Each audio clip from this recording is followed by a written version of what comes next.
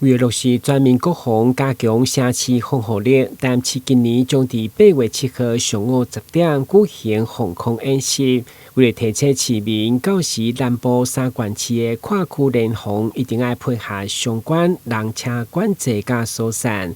市長委託在民政、警消甲軍方的陪同，28號嘛特別召開記者會。市長表示，因應新形態戰爭，已經是無分日時暗時，攏愛提高警覺。就傳統的這種晚上啦，把燈關掉啦，把瓦斯關好啦，大家待在家裡，不是這個樣子的。現在的情形，不管在白天或在晚上，都有可能發生。那所以說，希望我們做新形態的演練。另外，8月10號下晡2點半開始是中部縣市針對行動網絡降速的演練。咱28號後壁正靠近嘉義縣的區域，網絡冇可能受影響，來提醒民眾。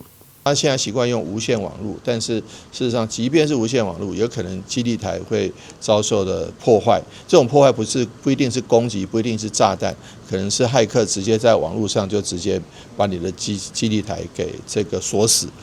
那面對這樣的情形，民眾的生活可能一下子剎那間就回到了20-30年前。那但是我們也必須要面對這樣的因應。為了讓外國朋友買單配合演習順利避難，市府特別製作8種語言的宣導單，呼籲演習期間千萬唔通佇戶外行動，一旦無配合管制，依照民防法將處3萬到15萬不等的罰款。台南新聞郭文吉採訪報道。